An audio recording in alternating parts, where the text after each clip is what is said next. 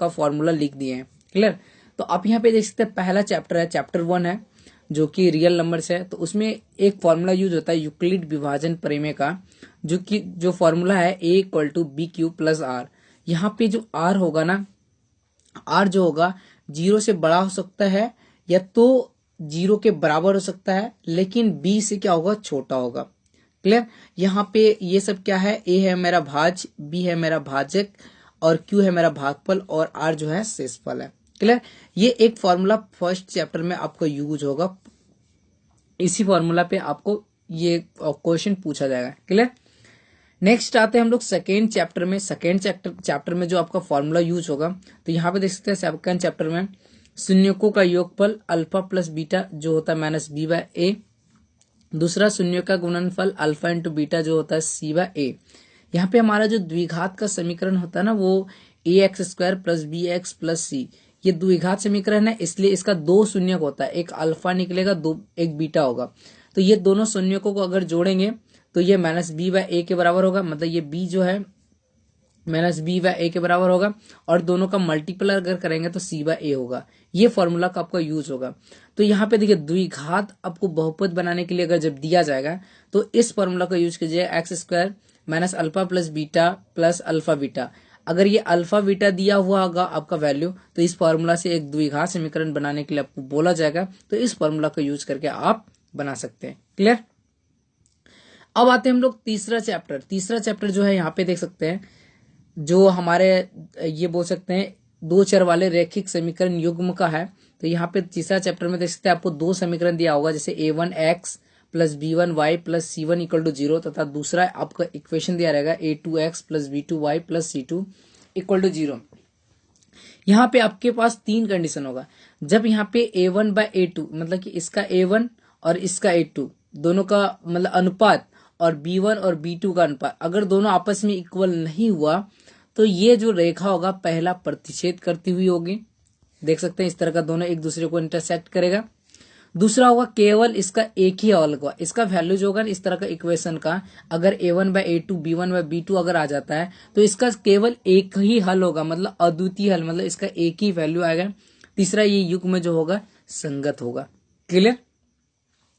अब नेक्स्ट जैसे कि आते हैं हम लोग इसी के साथ दूसरा फॉर्मूला कैसे आएगा, जब यहाँ पे a1/a2 = b1/b2 not equal to c1/c2, मतलब ये दोनों आपस में अनुपात इक्वल होगा लेकिन तीसरे अनुपात इक्वल नहीं होगा, तो वो जो होगा रेखाएं वो समांतर रेखाएं होंगे, ये कभी आपस में मिलेंगे नहीं और इसका कोई हल नहीं। क्यों? जब तक ये दोनों रेखाएं एक दूसरे को कट नहीं करता तब तक इसका कोई हल नहीं होगा, कोई भी वैल्यू नहीं निकलेगा और ये युग्म जो होगा असंगत होंगे। क्लियर। अब अगला हम लोग बात करते हैं नेक्स्ट, जो तीसरा इसी में आएगा, तीसरा क्वेश्चन इस प्रकार इस पर आधारित होगा, जब a1/a2 b1/b2 और c1/c2 क्लियर आपस में तीनों इक्वल होगा, तीनों अनुपात इक्वल होंगे, तो रेखाएं क्या होगा, संपाती होंगे, मतलब 2 रेखाएं एक दूसरे को आपस में संपाती होंगे, उसी पे दोनों रेखाएं कटेंगे। और इसका अगर देखा जाए अपरिमित रूप से अनेक मतलब इसका बहुत सारा सॉल्यूशन हो सकता है और ये संगत है और ये आश्रित है। क्लियर। एक फॉर्मूला और इसमें यूज होगा आपका, ये जो देख सकते हैं जिसको हम लोग बोलते हैं ब्रज गुणन विधि। क्लियर। तो यहाँ पे आप देख सकते हैं ब्रज गुणन विधि में क्या होगा, जैसे 2 इक्वेशन दिया है, यहाँ पे देख सकते हैं a1x + b1y + c1 = 0, a2x + b2y + c2 = 0। तो आपको यहाँ से ये कोफिशिएंट इसको ले लीजिए b1 b2, फिर ये c1 c2 लीजिए, फिर a1 a2 ले लीजिए, फिर b1 b2 ले लीजिए। इतना करने के बाद आपको ये आप लाइन खींच दीजिए, ठीक है, इस प्रकार से। तो इसमें क्या होगा, ये दोनों का मल्टीपल और ये दोनों का मल्टीपल का माइनस होगा, मतलब b1 × c2 और b2 × c1, ये दोनों का माइनस हो जाएगा। फिर इसी प्रकार से क्या करना है, ये दोनों का मल्टीपल और फिर ये दोनों का, पहले इधर से जाना है, ठीक है, ये वाला पहले, उसके बाद ये हो जाएगा। क्लियर। ऊपर से नीचे पहले आना है, c1 a2 होगा, फिर c2 a1 होगा। उसी तरह फिर यहाँ पे नीचे आना है, ऊपर से नीचे पहले आना है, a1 b2 और फिर आ जाएगा a2 b1 और इसको माइनस कर देना है। क्लियर। और उसके बाद क्या करना है, एक बार इनको और इनको लेके इक्वल करना है, फिर एक बार इनको और इनको लेके इक्वल करना है। क्लियर। अब देखिए हम लोग यहाँ पे दिखाएं किस प्रकार से इक्वल करना है आपको, तो आप यहाँ पे देख सकते हैं जैसे कि हम लोग यहाँ पे किए हैं, पहले ये दोनों का इक्वल किए, x B1 C2 minus B2 C1 और फिर ये इसको लेंगे 1/A1 A1 B2 minus A2 B2। यहाँ पे देख सकते हैं ये लिए A1 B2 और A2 B1, यहाँ पे B1 होगा, ठीक है। उसके बाद क्या करना आपको, ये वाला जो भाग है इधर चल जाएगा, मल्टीप्लाई होगा B1/C2 माइनस B2/C1 और उसके बाद A1/B2 माइनस A2/B2। क्लियर, यहाँ पे इस तरह का वैल्यू होगा। क्लियर, अब यहाँ पे x निकल गया, उसी तरह क्या करना आपको y निकालना है। क्लियर, तो यहाँ पे ये दोनों को इस पर लेना है।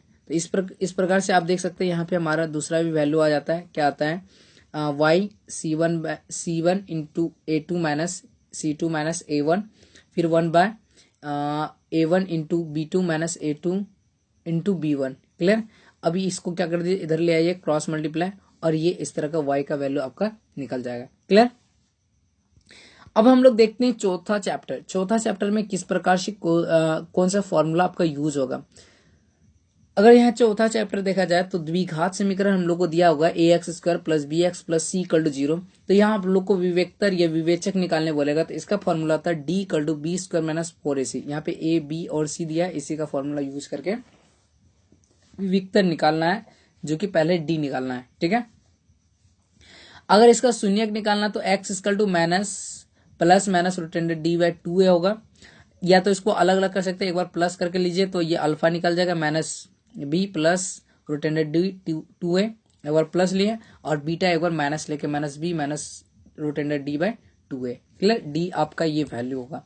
क्लियर, अब देखिए इसका तीन कंडीशन आता है। क्या क्या आता है, अभी जो हम लोग d निकालेंगे, जो d अगर 0 आ गया, d जब 0 के बराबर होगा तो मूल वास्तविक होगा और समान होगा। क्लियर, मतलब अल्फा बीटा दोनों आपस में इक्वल होगा। लेकिन जब d जो है 0 से बड़ा होगा तो मूल वास्तविक होगा और असमान होगा, मतलब अल्फा और बीटा दोनों अलग अलग वैल्यू आएगा। क्लियर, दूसरा हो गया पॉइंट। तीसरा पॉइंट क्या है, जब d जो है 0 से छोटा होगा ना तो मूल वास्तविक नहीं होगा, मतलब वो मूल उसका वास्तविक नहीं होगा, इमेजिनरी निकलेगा, जो कि वैल्यू हम लोग को इसमें नहीं सीखना है। क्लियर, अब आते हैं हम लोग पांचवा चैप्टर। पांचवा चैप्टर में ये जो क्वेश्चन है एपी से क्वेश्चन आता है, चैप्टर 5। प्रथम पद को ए बोलते हैं, सार्वंतर को डी बोलते हैं, पदों की संख्या को एन बोलते हैं, एनवा पद को एन बोलते हैं और अंतिम पद को एल भी बोलते हैं। क्लियर, एनवा पद या अंतिम पद बोल सकते हैं। अब देखिए एनवा पद का सूत्र होता है n equal to a plus n minus 1 into d, एक ये होगा। दूसरा, एनवें पदों का योग पूछा जा सकता है, तो S n equal to n/2 2a plus n minus 1 into d होता है, या तो डायरेक्ट आप एस एन बराबर n/2 a plus A L लिख सकते हैं, जब हमारे पास एल का वैल्यू दिया रहेगा या तो ए एन का वैल्यू। क्लियर, तो ये हमारा तो चैप्टर 5। अब आगे हम लोग बात करते हैं चैप्टर 6। चैप्टर 6 में कौन सा फॉर्मूला आएगा।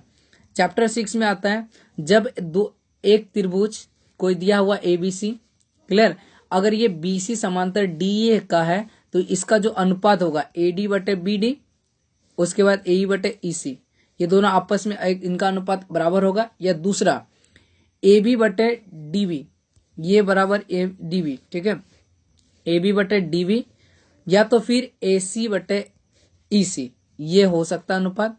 तीसरा अनुपात क्या हो सकता है, यहाँ पे देख सकते हैं AD/ आपका AB या तो AE/AC, ये 3 अनुपात हो सकता है जब ये कंडीशन होगा। अगर किसी त्रिभुज के एक भुजा के समांतर कोई एक समांतर रेखा खींची जाए तो वो क्या होगा, आपस में ये 3 अनुपात दिखाता है। क्लियर, अब अगला क्वेश्चन हम लोग आते हैं, अगला 7 नंबर जो फॉर्मूला है उसको हम लोग बात करेंगे। यहाँ पे देखिए A और B, यहाँ पे x1 y1 x2 y2। अब AB का पहला दूरी सूत्र क्या होता है, दूसरे में पहले को करना, x2 माइनस x1 का करना और उसका स्क्वायर कर देना, फिर y2 माइनस y1 का स्क्वायर करना और स्क्वायर कर देना, और ये होल रूट हो जाएगा। या तो आप ऐसा भी कर सकते हैं x1 माइनस x2 का whole square plus y1 minus y2 का होल स्क्वायर, और ये रूट कर सकते हैं। क्लियर, पहला फॉर्मूला। अब इसमें दूसरा आपके पास क्या आ जाएगा, अगर 3 बिंदु A B C, 3 बिंदु अगर सरेखीय होगा तो यहाँ पे AB plus BC equal to क्या होगा, AC, आपस में इक्वल होगा। उसके बाद तीसरा इसमें फॉर्मूला है क्या, यदि AB और BC दोनों बराबर होगा, AB और BC आपस में बराबर होगा, या AB और AC नॉट इक्वल टू, तो त्रिभुज समद्विबाहु त्रिभुज होगा। क्लियर, मतलब कि इस प्रकार से मान लीजिए ए और बी और सी है, ए बी और ए सी आपस में इक्वल है, लेकिन ए बी और ए सी दोनों आपस में इक्वल नहीं होगा, तो वो क्या होगा, त्रिभुज समद्विबाहु त्रिभुज। मतलब कि यहाँ पे देख सकते हैं ए बी से इक्वल है, लेकिन ए सी जो है ए बी की इक्वल नहीं है। तो यहाँ पे देख सकते दो त्रिभुज समान है लेकिन तीसरा नहीं है, तो वो समद्विबाहु त्रिभुज होगा। उसके बाद चौथा इसमें जो फॉर्मूला यूज होगा आप यहाँ पे देख सकते हैं, यदि ए बी सी और ए सी तीनों त्रिभुज के भुजा, देखिए ए बी और बी सी और ए सी तीनों आपस में इक्वल हो जाएगा, तो ये क्या होगा, समबाहु त्रिभुज होगा। क्लियर। तीसरा पांचवा पॉइंट क्या है, यदि ए और बी नॉट इक्वल, ये दोनों आपस नहीं इक्वल होगा, नहीं तीनों मतलब बोल सकते हैं आपस में इक्वल नहीं होगा, ना तो ए बी ना तो बी सी और ना ही ए सी, तीनों आपस में इक्वल नहीं होगा, तो ये त्रिभुज क्या होगा, विसंबाहु त्रिभुज होगा। ये आपसे पूछा जा सकता है। नेक्स्ट फॉर्मूला जो आपका यूज होगा इसमें, मान लीजिए एक कोई चतुर्भुज दिया हुआ, ए बी बराबर बी सी और सी डी बराबर ए डी, मतलब आपस में चारों इक्वल हो जाएगा, और इसका विकर्ण ए सी और बी डी आपस में दोनों इक्वल हो जाएगा, तो ये जो चतुर्भुज होगा ये क्या होगा, एक वर्ग होगा। ये कंडीशन आपसे पूछ सकता है। अगला 7 नंबर क्वेश्चन, अगर 7 नंबर फॉर्मूला देखें, अगर यहाँ पे ए बी ठीक है और सी डी आपस में इक्वल है, और ए डी और बी सी दोनों आपस में इक्वल है, मतलब ये इक्वल है, फिर देख सकते हैं ए सी और बी डी ये दोनों विकर्ण भी आपस में इक्वल है, तो ये चतुर्भुज जो होगा एक आयत होगा। क्या होगा, एक आयत होगा। नेक्स्ट क्वेश्चन आता है, ए बी सी डी चारों सब इक्वल होगा, और यहाँ पे दोनों विकर्ण आपस में इक्वल नहीं होगा, तो ये समचतुर्भुज होगा। क्या होगा, समचतुर्भुज होगा।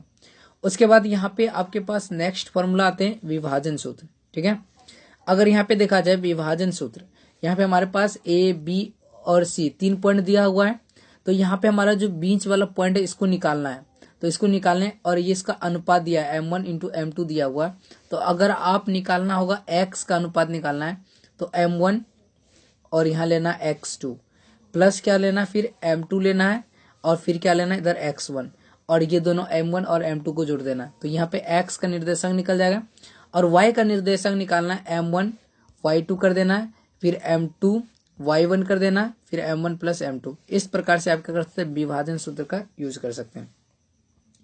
नेक्स्ट फॉर्मूला देखते हैं मध्य बिंदु, ये भी यहां से भी क्वेश्चन पूछता है, मध्य बिंदु मध्य अनुपात विभाजित करे, तो मान लीजिए कि ए और बी कोई एक रेखा है, उसका बीचों बीच उसका अनुपात मतलब बीचों बीच उसको विभाजित करता है एक पी बिंदु, तो क्या करना है, x1 और x2 दोनों को जोड़ के 2 से भाग कर दीजिएगा, तो x निकल जाएगा, फिर उस तरह y1 और y2 को जोड़ दीजिएगा, 2 से भाग कर दीजिएगा, तो y निकल जाएगा। ठीक है, अब इसमें एक और फॉर्मूला, लास्ट फॉर्मूला है जो कि इसमें पूछा जाता है, इस पे बेसिक, जैसे कोई भी एक त्रिभुज दिया गया है, क्लियर, तो यहाँ पे देख सकते हैं एबी से एक त्रिभुज हुआ, x1 y1 x2 y2 x3 y3 यहाँ दिया हुआ है।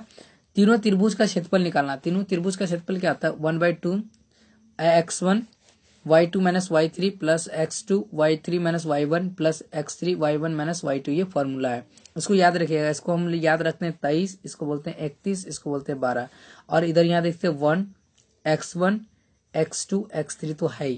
क्लियर। अब देखिए यहाँ पे अगर तीनों बिंदु सरेखीय होगा, अगर सरेखीय तो इसका क्षेत्रफल क्या हो जाएगा, 0 हो जाएगा इस त्रिभुज का। क्लियर। अब आगे हम लोग बात करते हैं चैप्टर 8। अगर आप यहाँ पे चैप्टर 8 देखें तो चैप्टर 8 आता है हमारा त्रिकोणमिति। तो त्रिकोणमिति से जैसे sine theta equal to p बटे एच होता है, कॉस थीटा बी बटे एच होता है, टेन थीटा पी बटे वी होता है, कॉसेक थीटा एच बटे पी होता है, सेक थीटा एच बटे बी होता है, और कॉट थीटा पी बटे बी होता है, मतलब ये दोनों आपस में उल्टा है। क्लियर, ये हो जाएगा। फिर पाइथागोरस परिमेय का यहाँ पे यूज होगा, जब एच आपको निकालना तो root under p square plus b square होगा, अगर पी निकालना root under h square minus b square होगा, अगर बी निकालना तो root under h square minus p square होगा। क्लियर। अब चलिए हम लोग आगे, इसमें तीसरा आपके पास क्या होगा, ये वैल्यू याद करने के लिए, मतलब सांकेतिक मान सारणी, जैसे कि साइन यहाँ पे थीटा दिया होगा 0 डिग्री, 30 डिग्री, 45 डिग्री, 60 डिग्री और 90 डिग्री। तो साइन 0 डिग्री का वैल्यू 0 होता है, 30 डिग्री का 1/2 होता है, 45 का 1/√2 होता है, 60 का √3/2 होता है, और 90 का 1 होता है, ये साइन का। उसी तरह कॉस का क्या होता है, कॉस का 0 का वैल्यू 1 होता है, 30 का रूट 3/2 होता है, 45 का 1/√2 होता है, और 60 का कितना होता है 1/2, और कॉस 90 का कितना होता है 0 होता है। उसी तरह अगर यहाँ पे 10 का वैल्यू देखा जाए तो 10 का 0 होता है, 30 का 1/√3 होता है, 45 का 1 होता है, 60 का √3 होता है, और 90 का इन्फिनिटिव होता है। इसका मतलब होता है इन्फिनिटिव, मतलब अपरिभाषित। फिर देखिए कौशिक के लिया जाए तो कौशिक का जो 0 डिग्री का अपरिभाषित होता है, 30 का 2 होता है, 45 का √2 होता है, 60 का 2/√3 होता है, और 90 का 1 होता है। अगर यहाँ पे सेक का देखा जाए तो सेक का 1 होगा 0 डिग्री, 30 डिग्री 2/√3 होगा, और आपका 45 डिग्री √2 होगा, और 60 डिग्री 2 होगा, और 90 का जो होगा कौशिक का अपरिभाषित होगा। क्लियर। अब एक और बच गया मेरा, अब देख सकते हैं यहाँ पे लास्ट वाला देखते हैं क्या है। क्लियर। तो थोड़ी सी आगे करते हैं और यहाँ पे देखते हैं कॉट अगर 0 डिग्री का देखा जाए तो इन्फिनिटिव होगा, 30 डिग्री का √3, 45 का 1, 60 का 1/√3, और 90 का 1 होता है। तो ये टेबल था आपका, ये 8.3 में क्वेश्चन, सॉरी 8.2 में ये क्वेश्चन सॉल्व करने में मदद करेगा ये टेबल। ठीक है, इसको सही तरीके से आप नोट कर लें। अब आता है हमारे पास, नेक्स्ट आता है sine square theta plus cos square theta equal to 1 होता है। क्लियर। तो यहाँ पे देख सकते हैं साइन स्क्वायर थीटा अगर आपको निकालना है तो ये क्या करना, कॉस को उधर ले जाइए तो 1 माइनस कॉस स्क्वायर थीटा हो जाएगा। अब हमको सिर्फ साइन थीटा लेना है तो स्क्वायर को हटा देना, तो 1 माइनस कॉस स्क्वायर थीटा होगा। अब देखिए अगर हमको कॉस स्क्वायर थीटा निकालना है तो साइन को उधर ले जाइए तो 1 माइनस साइन स्क्वायर थीटा हो जाएगा। सिर्फ हमको खाली कॉस चाहिए तो स्क्वायर को हटाएंगे तो इधर रूट हो जाएगा, तो 1 माइनस साइन स्क्वायर थीटा हो जाएगा। उसी प्रकार से यहाँ पे sec square theta minus tan square theta equal to 1 होता है। अगर आपको सेक स्क्वायर थीटा निकालना है तो 10 को उधर ले जाइए तो 1 प्लस टेन स्क्वायर थीटा हो जाएगा। अगर आपको सिर्फ सेक थीटा निकालना है तो स्क्वायर को हटा दीजिए तो रूट हो जाएगा 1 प्लस टेन स्क्वायर थीटा। अगर आप यहाँ पे देखिए 10 स्क्वायर थीटा निकालना है तो 1 को इधर ले आइए, 10 को इधर ले जाइए तो 10 square theta equal to sec square theta minus 1 हो जाएगा। और सिर्फ 10 थीटा निकालना तो स्क्वायर को हटाइए, इधर रूट हो जाएगा सेक स्क्वायर थीटा माइनस 1 हो जाएगा। क्लियर।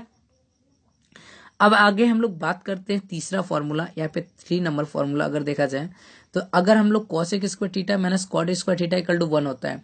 अब सिर्फ आपको कॉसेक स्क्वायर थीटा निकालना है तो ये कॉट को उधर ले जाए तो 1 प्लस कॉट स्क्वायर थीटा हो जाएगा। सिर्फ कॉसेक थीटा निकालना है तो स्क्वायर को हटाइए तो रूट हो जाएगा।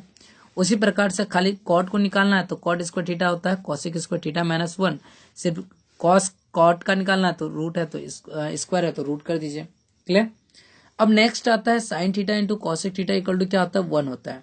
अब आपको खाली साइन थीटा निकालना है तो कॉसिक थीटा को डिवाइड कर दीजिए। दूसरा अगर आपको कॉसिक थीटा निकालना है तो ये साइन थीटा को डिवाइड कर दीजिए तो cosec theta equal to 1/sin theta आ गया। क्लियर। अब अगला आता है मेरा नेक्स्ट फॉर्मूला जो आता है, यहाँ पे देख सकते हैं cos theta into sec theta equal to 1 होता है। तो कॉस थीटा अगर निकालना तो सेक थीटा को भाग कर दीजिए, 1/sec थीटा हो जाएगा। अगर आपको सेक थीटा निकालना है तो कॉस थीटा से भाग कर दीजिए, 1/cos थीटा हो जाएगा। फिर देखिए टेन थीटा और कॉट थीटा इक्वल टू कितना हो गया 1 हो गया। अगर आपको टेन थीटा निकालना है तो tan theta equal to 1/cot theta. ये फॉर्मूला आपको याद होना चाहिए तब ये आगे बनेगा। क्लियर। और कॉट थीटा इक्वल टू 10 को डिवाइड कर दीजिए तो 1/tan थीटा हो जाएगा। उसके बाद टेन थीटा इक्वल टू होता है sine theta by cos theta और कॉट थीटा इक्वल टू होता है cos theta by sine theta. Clear. अब आगे थोड़ा सा आगे बढ़ते हैं और हम लोग और देखते हैं, यहाँ पे देख सकते हैं जो 8.3 में यूज होगा sine 90 minus theta equal to क्या होता है cos theta, cos 90 minus theta equal to क्या होता है साइन थीटा, और tan 90 minus theta equal to होता है कॉट थीटा, और cot 90 minus theta equal to tan theta होता है, और sec 90 minus theta equal to cosec theta, और cosec 90 minus theta equal to sec theta होता है। आई मीन्स यहाँ पे देख सकते हैं साइन का उल्टा क्या हो जाएगा कॉस होगा, देख सकते हैं, और कॉस का उल्टा क्या हो जा रहा है साइन हो रहा है। क्लियर। उसी तरह टेन का उल्टा कॉट हो रहा है और कॉट का उल्टा टेन हो रहा है। यहाँ पे देख सकते टेन का उल्टा कॉट हो जा रहा है, कॉट का उल्टा फिर टेन हो जा रहा है। फिर कॉसेक का सेक हो जा रहा है, कॉसेक का सेक हो जा रहा है, और सेक का कॉसेक हो जा रहा है। तो ये आपको याद करना है। क्लियर। अब नेक्स्ट आते हैं हम लोग नेक्स्ट फॉर्मूला जो है आपका वो देख लेते हैं। आगे थोड़ा सा स्क्रॉल करते हैं। अब देखते हैं चैप्टर 8 के बाद 12, डायरेक्ट 12, क्योंकि 10 और 9 10 में उस फॉर्मूला नहीं है, ये सब आपका यूज होगा। सबसे पहले देखिए एक कोई ब्रीथ है, ठीक है, चैप्टर 12 का है। तो ब्रीथ की ये वाला जो हो गया इसको कहते हैं त्रिज्या OA। फिर इस तरह का आपका एक वृत्त है, यहाँ पे जो थीटा दिख रहा है त्रिशखंड AOB, ये वाला जो भाग है इसको बोलते हैं त्रिशखंड, इसको बोलते हैं अर्धवृत्त, इस तरह का होता है। और ये जो है एक वृत्त के बीचों बीच जो खींचा गया 2 त्रिज्या इसको व्यास कहते हैं। और ये देखिए इस प्रकार से वृत्त है और एक जीवा खींचा गया, तो नीचे वाला लघु वृत्तखंड हो गया, ऊपर वाला क्या हो गया, दीर्घ वृत्तखंड। ठीक है, अब देखिए त्रिज्या जो होता है ना इसको R से डिनोट करते हैं और व्यास को D से। और जो त्रिज्या होता है ना व्यास की आधी होती है और व्यास जो होता है त्रिज्या की दोगुनी होती है। क्लियर। अब थोड़ी सी हम आगे बढ़ते हैं और इसके बाद हम लोग पढ़ते हैं। अब यहाँ पे देखा जा सकता है 3 नंबर बोलता है वृत्त का क्षेत्रफल क्या होता है, πr²। चौथा नंबर क्वेश्चन इसमें अर्धवृत्त का क्षेत्रफल अगर देखा जाए तो πr²/2 हो जाएगा। चतुर्थांश का क्षेत्रफल तो 1/4 πr² या तो 90/360 πr² होगा। क्लियर। अब देखिए त्रिशखंड का क्षेत्रफल देखा जाए तो θ/360 डिग्री πr² होता है। अगर लघु वृत्तखंड का क्षेत्रफल देखा जाए θ/360 डिग्री -1/2 r² sin थीटा। दीर्घ त्रिशखंड का क्षेत्रफल अगर देखा जाए 360 - थीटा 360 × πr² -1/2 sin² थीटा होगा। क्लियर। अब थोड़ी सी आगे बढ़ते हैं और फॉर्मूला इसमें देखते हैं क्या क्या चीज यूज हो सकता है। अब देखिए वृत्त का परिमाप क्या होता है, वृत्त का परिमाप या तो परिधि बोले तो 2πr होता है। अगर d व्यास वाला वृत्त का परिमाप या परिधि देखा जाए तो πd होता है, क्योंकि यहाँ पे 2r = आपको पता है d होता है, इस 2r की जगह हम लोग d पुट कर दिए। अब आता अर्धवृत्त का परिमाप या परिधि तो πr + 2r, क्योंकि अर्धवृत्त जैसे ये हो गया अर्धवृत्त हो गया, ये तो परिधि हो गया πr, लेकिन यहां से यहां तक एक त्रिज्या इधर एक त्रिज्या इधर, इसलिए 2r लिखे हैं। क्लियर। या तो आप πr + d भी लिख सकते हैं। क्लियर। या तो फिर इस दोनों से r कॉमन निकाल लीजिए तो π + r भी लिख सकते हैं। बहुत सारा प्रोसेस से आप लिख सकते हैं। अब आता है त्रिशखंड के चाप की लंबाई l। तो चाप की लंबाई मतलब कि ये त्रिशखंड है ना, इसकी लंबाई ये वाला लंबाई क्या होगा, तो θ/360 डिग्री 2πr। उसके बाद चक्रों के एक पूर्ण चक्कर तय की गई दूरी, मतलब कि एक कोई वृत्त है उसको एक चक्कर पूरा करना है, तो एक कितना दूरी तय करेगा चक्कर में, जितना इसकी क्या होगा परिधि होगा, तो चक्कर का परिमाप जो होगा वही होगा। ठीक है, चक्का का जो परिमाप होगा वही उसकी क्या होगा, एक चक्कर में तय की गई दूरी होगा। और इकाई समय में पूर्ण चक्कर की संख्या क्या होगी, इकाई समान में तय की गई दूरी बटे परिधि। क्लियर। तो ये था इसका 12 नंबर का फॉर्मूला। अब आगे हम लोग बात करते हैं 13। अगर यहाँ 13 की बात किया जाए तो यहाँ पे 13 में आता है घनाभ। घनाभ का पृष्ठीय क्षेत्रफल क्या आता है, 2 × LB + BH + HL। घनाभ का आयतन देखा जाए तो L × B × H होता है। और घनाभ का विकर्ण देखा जाए तो √L² + B² × H² होता है। Clear, plus. ठीक है, तो ये हो गया विकर्ण इसका। अब आगे हम लोग बात करते घन। घन का अगर बात किया जाए तो घन का कुल पृष्ठीय क्षेत्रफल होता है 6a², लेकिन घन का पार्श्व पृष्ठीय क्षेत्रफल देखा जाए तो 4a² होगा। और घन का आयतन अगर अब देखा जाए तो a³ होगा। क्लियर। और घन का विकर्ण होगा √3a। अब आते घन के बाद आते हैं हम लोग बेलन। बेलन का कुल पृष्ठीय क्षेत्रफल होता है तो 2πrh + 2πr², क्योंकि ये घन ये बेलन है। बेलन का ये पार्श्व पृष्ठीय क्षेत्रफल मतलब सिर्फ इस तरह ऊपर नीचे ढक्कन लगाइएगा, इसलिए 2πr² को ऐड करना है। क्लियर। बेलन का वक्र पृष्ठीय क्षेत्रफल तो 2πrs, खाली साइड वाले भाग का क्षेत्रफल। और बेलन का आयतन होता है πr² होता है। क्लियर। अब आगे हम लोग थोड़ा सा देखते हैं नेक्स्ट, यहाँ पे अगला क्वेश्चन अगर देखा जाए तो आप यहाँ पे देख सकते हैं बेलन का आयतन खत्म हो गया, अब गोला का पृष्ठीय क्षेत्रफल हो गया। गोला का पृष्ठीय क्षेत्रफल या तो कुल पृष्ठीय क्षेत्रफल क्या होगा, 4πr²। और अर्धगोले का पृष्ठीय क्षेत्रफल देखा जाए तो 3πr², क्योंकि देखिए अर्धगोला है तो पार्श्व पृष्ठीय क्षेत्रफल इसका आधा हो जाएगा 2πr² हो जाएगा, लेकिन कुल गोला है तो ये वाला ढक्कन भी लगाएंगे तो πr² हो जाएगा, इसलिए 2πr² और 1πr² कितना होगा, 3πr²। अर्धगोले का वक्र पृष्ठीय क्षेत्रफल अगर देखा जाए तो सिर्फ 2πr² होगा। और गोले का आयतन देखा जाए तो 4/3πr² होगा। और अर्धगोले का आयतन क्या होगा, 2/3πr³ हो जाएगा, यहाँ पे भी क्यूब होगा। क्लियर। अब देखिए हम लोग अर्धगोले के बाद अब आते हैं हम लोग शंकु। अगर यहाँ पे शंकु की बात किया जाए तो बोलता है शंकु का पृष्ठीय क्षेत्रफल क्या होता है, πrl + πr²। यहाँ पे कुल नहीं लगाए हैं, अगर यहाँ पे ना तो पार्श्व बोले नहीं तो वक्र बोले, तो यहाँ पे क्या है कुल पृष्ठीय क्षेत्रफल ये है। अब शंकु का वक्र पृष्ठीय क्षेत्रफल देखा जाए तो पाई आर एल होगा। क्लियर। और शंकु का आयतन तो 1/3 पाई आर स्क्वायर इंटू एच। तो यहाँ पे देखिए एल निकालने का एक फॉर्मूला होता है, root under r square plus l h square होता है, और एच निकालने का l square minus r square होगा और रूट होगा। क्लियर। अब हम लोग शंकु के बाद खत्म हो गया। अब हम लोग आते छिन्नक। अगर यहाँ पे छिन्नक देखा जाए तो छिन्नक का कुल पृष्ठीय क्षेत्रफल जो होता है pi l into r plus l r होगा, स्मॉल आर इंटू आर होगा, क्योंकि छिन्नक में यहाँ पे इस प्रकार से होगा, एक बड़ी त्रिज्या होती है, एक छोटी त्रिज्या होती है। अब प्लस क्या करना, R square plus R square करना, मतलब capital R square plus small R square. फिर छिन्नक का वक्र पृष्ठीय क्षेत्रफल क्या होगा, पाई एल और कैपिटल आर प्लस आर होगा। क्लियर। और छिन्नक का आयतन होगा 1/3 pi H capital R square plus small R square plus capital R plus R into R हो जाएगा। अब देखिए इसमें भी एक तिर्यक ऊंचाई एल निकालना है, तो H square plus are minus are का होल स्क्वायर होगा। और अगर सिर्फ एल निकालना तो रूट कर दीजिए, तो H square plus are minus are का होल स्क्वायर, इस तरह करके निकाल सकते हैं। 13 चैप्टर हम लोग कंप्लीट किए। अब आते हैं हम लोग 14 नंबर फॉर्मूला में। 14 नंबर फॉर्मूला में आप यहाँ पे देख सकते हैं हमारे पास 3 फॉर्मूला है। तो पहला चैप्टर में माध्य निकालने का, तो इसको बोलते हैं summation of F I into X I बट्टे क्या होगा, समेशन ऑफ एफ आई, पहला। दूसरा माध्य का फॉर्मूला होगा L plus n/2 minus C F बटे एफ इंटू एच होगा। बहुलक निकालने का L plus F1 minus F0 2F1 minus F0 minus F2 into H, या तो बहुलक की इस फॉर्मूला से निकल सकते हैं 3 माध्यक माइनस 2 माध्य। क्लियर। तो आप यहाँ पे देख सकते हैं, यहाँ पे हमारा ये कंप्लीट होता है पूरा फॉर्मूला। अगर आपको ये वीडियो पसंद आया तो प्लीज़ वीडियो को लाइक कर दें और दोस्तों को भी शेयर करें, जहाँ पे आप फेसबुक व्हाट्सएप सब जगह शेयर कर दें। और जो न्यू है वो इस चैनल को सब्सक्राइब भी कर लें। क्लियर। क्योंकि यहाँ पे हिंदी मीडियम के बहुत सारी चीज़ आपको मिल जाएगा। जिसने पूरा वीडियो देखा उसके लिए धन्यवाद, थैंक यू। और इसका पीडीएफ भी मैं आपको दे दूंगा, नीचे डिस्क्रिप्शन बॉक्स में लिंक लगा होगा, या तो आप हमारे टेलीग्राम पे भी ज्वाइन कर लें। इसका पीडीएफ ले लीजिए और इनको प्रिंट करा के आप इनको जल्दी से देखें, क्योंकि जो लिख सकते हैं लिख लीजिए, या तो आप उनका पीडीएफ ले लें। लगभग 9 या 10 पेज का आएगा। तो चलिए आज इतना ही, मिलते हैं हम आपको अगले पार्ट्स में, तब तक के लिए बाय।